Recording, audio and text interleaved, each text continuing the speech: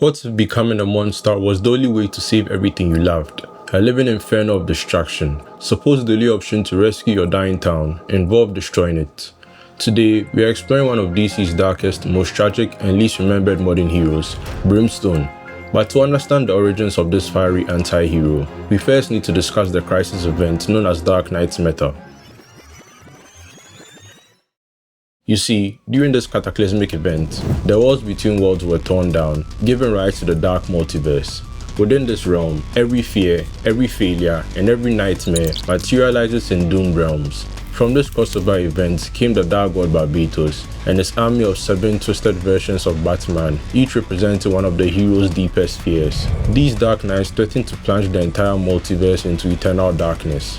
Characters such as the Red Death, the Drowned, and the Batman Who Laughs brought the main Earth to the brink of a metal apocalypse.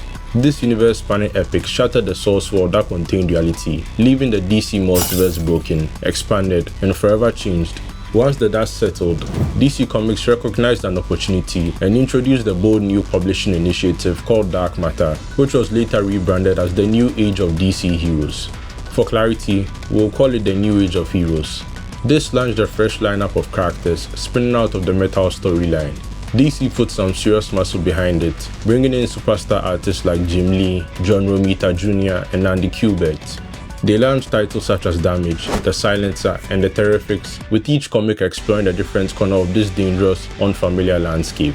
However, even with the presence of A-list talent and a high-profile launch, the initiative ultimately failed to attract a large enough audience. Most of the titles were cancelled within a year or two. The entire line was a commercial failure. Among these new titles emerged one of the darkest, most supernatural additions to DC's lineup, The Curse of Brimstone. This story unfolds in a dying corner of America. Here, a man makes a Faustian bargain, not born of greed, but of love and despair. The actual cost of his desperate deal is a curse.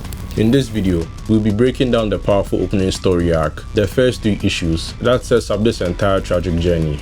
It's just so ironic. This entire comic line was born from a massive, heavy metal multiversal war, but the story I'm about to delve into is much more grounded, personal, and honestly, so much more tragic.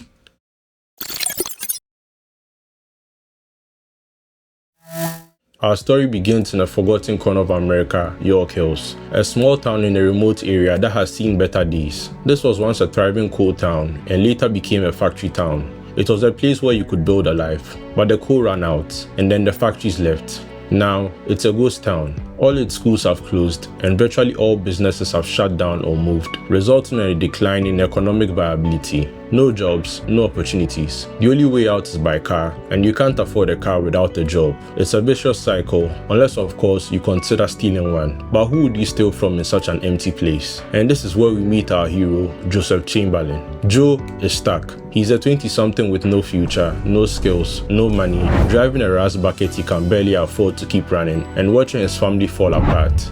In short, Joe feels trapped in a life he despises, a life that seems to offer no hope. It's an impossible situation with no simple answers. Despite his struggles, he still has reasons to fight for a better life, particularly for the sake of his family. His younger sister Annie works as a waitress while pursuing a nursing degree, and their disabled father, who was injured when the town's factory closed, struggles daily. He gave everything to the company, working as hard as 2 or 3 people, only to be left with mounting medical bills and a debilitating back injury that leaves him unable to work on most days. Joe, however, holds on to the hope that York Hills can change and wishes for something that could bring the town back to its former glory, or even greater. He dreams of a place where people want to come rather than move away from. It's something he would give anything to achieve. Although his wish is granted, it doesn't happen in the way he expects. A mysterious stranger known as the Salesman arrives in town, bringing with him a force of darkness that turns Joe's life upside down. Shortly after the Salesman's arrival, the sheriff mysteriously becomes frozen in ice. That same evening, Joe gets into an argument with his father, who gives away his daughter's tuition savings to a friend in need, someone his dad believes will repay the money. This infuriates Joe, and you can't blame him for being angry. He feels destined to remain stuck in York Hills, as he never had good grades, or the funds to start fresh elsewhere. However, he believes his sister can succeed. Frustrated, Joe storms off into the dead of the night. Unfortunately, his unreliable truck breaks down, leaving him stranded in the freezing cold of the treacherous woods. To make matters worse, it is during this difficult moment that he encounters the town's enigmatic visitor, the Salesman. Joe asks the salesman if they know each other, to which the salesman replies, "Not yet, but I think you want to hear what I offer." The scene is strongly reminiscent of Johnny Blaze making a deal with Mephisto, a parallel that the narrative continues to develop. Joe quickly realizes that the salesman is not from York Hills, considering the town's sparse population. Even if there were more people, the salesman's attire clearly marks him as an outsider. The man confirms Joe's suspicion, explaining that he has traveled a long way, including stops in places like York Hills. You want to remember that detail, it becomes important later. Joe, who considers York Hills a hellhole, is startled by the salesman's words. The man asks Joe if he dislikes small-town life, to which Joe says it isn't the small-town life itself, but the slow decay that comes with it. For him, places like York Hills are dying, and no one seems to care. The salesman assures Joe that he and the company he works for genuinely care about York Hills, unlike others. In fact, what he offers might be exactly what Joe is looking for. Joe asks if this is some sort of pitch, and if the stranger is indeed a salesman. The salesman smiles and tells him he likes to think of himself as the salesman, and confirms that his comments were indeed a pitch. He claims he can do many things, but he cannot lie. They are sent by the Home Office to find places like York Hills, and he believes there is potential here. There's a chance to transform these towns into something the world has never seen, but he can't do it alone. He needs people who truly understand these places and can prepare them for the Home Office to establish permanent operations. Joe is obviously skeptical. The offer is tempting for someone in his position. Cold, desperate, and with nothing left to lose, what choice does he really have? The man asks Joe what he wants and what they can offer him in return.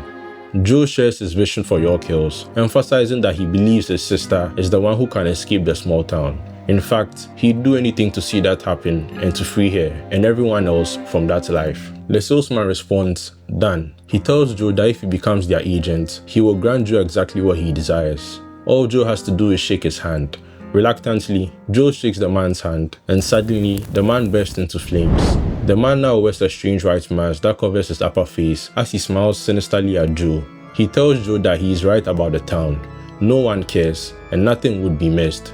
The man can smell the scent of desperation on Joe, and believes that those who are desperate can often see what others cannot, perceiving things as they truly are. In a panic, Joe asks the stranger what he is doing.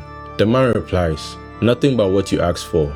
He promises to make the town a place where people will come, or rather, that Joe will, and it will come at a cost. Power is always painful. Suddenly, Joe is set ablaze, feeling an intense fire inside. He cries out in agony as he is transformed by the salesman and the mysterious benefactor's power. The man tells Joe that he is feeling the Home Office reshaping his flesh and turning him into their agent. Joe pleads with the salesman not to go through with his plan, but the salesman tells him he has made many deals in the past and no one has ever questioned him about the hows and whys before agreeing. The salesman assures Joe he will keep his promise, eager to witness what Brimstone will do to the town. What Joe didn't know at this point was that the salesman in actuality is a powerful entropic entity from the Dark Multiverse. At the request of his superiors, the salesman scouts small remote towns to find desperate residents to whom he can pitch his Faustian deal. Those who accept his offer are transformed into demonic agents for the Home Office, resulting in horrifying and destructive outcomes for their communities. And that's where the first issue ends. Fortunately, the story isn't over. Through sheer willpower and love for his family, Joe reverts to his human form, a reversal that feels somewhat convenient but serves to move the plot forward. He tells the salesman that he can undo what has been done, that he will. However, the salesman responds that while Joe may stop the unfolding events, he cannot undo them entirely, and ultimately, Joe will fulfill the salesman's original intentions. Joe wakes up screaming in his own bed. His sister Annie discovered him unconscious after his encounter with the salesman. She informs him that the town was in chaos, with fires raging everywhere, which suddenly ceased, confirming to Joe that the events of the previous night were not merely a dream. Joe confesses the entire situation to his sister. She believes him, especially considering that he accidentally set his bed ablaze, which resulted in her being burned unintentionally. Quickly, she deduces the entire situation, including what the salesman did and his likely plans. Together they search for answers. Here the plot moves forward a bit conveniently again, as they quickly uncover information about an urban legend of the salesman and find a ledger confirming that similar events have occurred in other towns after they visit the only motel in the town, where the salesman stayed. Yet, none of it has made the news. This is far truer for these small towns, as they are not large cities like Metropolis, Gotham or Central City. More importantly, these incidents are hidden from plain sight. All the towns he visited eventually faced destruction. However, each met its ends in different ways, as the salesman attempted to transform them into a reflection of his home in the Dark Multiverse. However, just as they find this crucial evidence, the plot introduces an unknown threat rather abruptly. Unbeknownst to them, their father has been kidnapped by another of the salesman's agents, a contractor called the Hound. This contractor is a woman who is implied to have used the ice powers to annihilate her own hometown, ultimately becoming a fully realized monster who abandoned her human identity altogether. When the sheriff attempted to apprehend the salesman, it was she who killed him. The siblings are contacted by the salesman, who reveals that he has kidnapped their father to further his plans to destroy York Hills. This revelation sparks an argument between Joe and Annie. Joe intends to use the power of Brimstone, which the salesman has granted him, but Annie warns him that doing so would play right into the salesman's hands. Before they can agree on anything, the Hound, who kidnapped their father on the salesman's behalf, confronts them. She engages Joe and Annie in a fight, quickly dominating them. In desperation, Joe goes against Annie and transforms into Brimstone to defeat her. She, like the salesman, wants Joe to succumb to their influence and follow their bidding. Joe complies, unleashing a devastating blast that destroys the entire hotel. See you in hell. One confusing aspect, in my opinion, is the distinction between the man and the monster. When Joe transforms into Brimstone, his personality kind of vanishes. He becomes a silenced, destructive force, a stark contrast to the expressive, emotional Joe.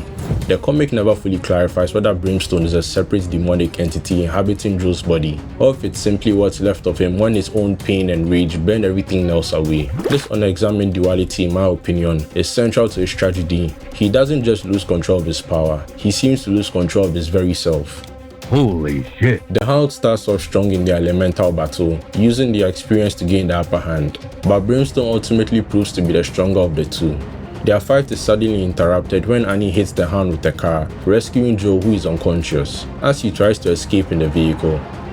Annie drives to the location where the salesman is holding their father captive. He expected their arrival, telling them it shouldn't have taken them so long to get there. He threatens to kill their father, holding a knife to his neck, if Joe does not comply with his demands. This ultimatum forces Joe to transform once more and confront the salesman, while his sister attempts to free their father. But their plan is shattered when the Hound catches up with them, leading to a desperate last battle. While Annie tries to free their father, Brimstone throws everything he has at the Hound, proving to be the more powerful of the two agents. In the chaos, the salesman makes a break for his car, with Annie in hot pursuit. Joe struggles to protect his father, but in a final cruel act, the Hound freezes the older man to death as he tries to intervene. Tragically, the bitter arguments Joe had with his father was never resolved. The last words between them were angry ones, leaving Joe with the crushing weight of that unresolved conflict. It's okay, Joe. In a fit of emotional rage, Joe unleashes a massive explosion, ultimately destroying York Hills. In the end, it all burns. And this is where the first explosive arc of the Curse of Brimstone ends. Joe and Annie survive the destruction of their hometown, but the salesman escapes, with nothing left but the salesman's car and his ledger, a hit list of future towns to corrupt. They hit the road with a new mission: hunt him down while searching for a cure for Joe's curse. It's a fantastic setup for a cross-country horror story, but tragically, it's a journey that was cut short. The most immediate comparison, of course, is to Marvel's Ghost Rider. Both are vengeful spirits born from a desperate demonic deal. Brimstone's form and vibe evoke the gothic horror of Swamp Thing or Man-Thing, infused with the raw firepower of a firestorm gone wrong. But that's where the similarity ends, and Brimstone's unique tragedy begins. Johnny Blaze made his deal to save one person from cancer. Joseph Chamberlain made his to save an entire community from economic extinction. This isn't a gothic mythological tale. It's a modern one, and that's the brilliant tragic parallel at the heart of this comic. Power from a universe of failed worlds is offered to a man from a failed town. Brimstone's fire then isn't just hellfire, it's the explosive result of a community's hopes turning to ash when its people are pushed to the absolute limit. His story is also anchored in the strong relationship with his sister Annie. She isn't a damsel in distress, but the brains of the operation, a partner who grounds the supernatural horror in a compelling family drama. This dynamic gives the narrative a soul that sets it apart and gives it a similarity to shows like Supernatural or the originals. Unfortunately, the story of Joe and Annie does not reach a proper conclusion. After just 12 issues, the series was cancelled, leaving Brimstone's journey incomplete. However, There is a unique power in these kind of stories. Free from the need to maintain a decades-long status quo, these narratives can take bold risks and explore uncomfortable themes. The power of Brimstone's narrative then lies not in a finished arc, but in its raw, unfiltered potential. It's a snapshot of a brilliant idea, tragic not because of how it ends, but precisely because it doesn't. By examining these incomplete stories, we not only uncover hidden gems, but also appreciate the bold what-ifs and beautiful unfinished symphonies that make up the rich and intricate history of comics. So, that's the tragic, unfinished Curse of Brimstone. Now I want to hear from you. Does this forgotten hero deserve another chance in the DC universe? Let us know in the comments. And while you're there, tell us who your favorite obscure hero or anti-hero is. Your idea might just become our next deep dive. If you like this video, please like, subscribe to the channel, and hit the notification bell to stay updated. Thanks for watching, and until next time, stay awesome.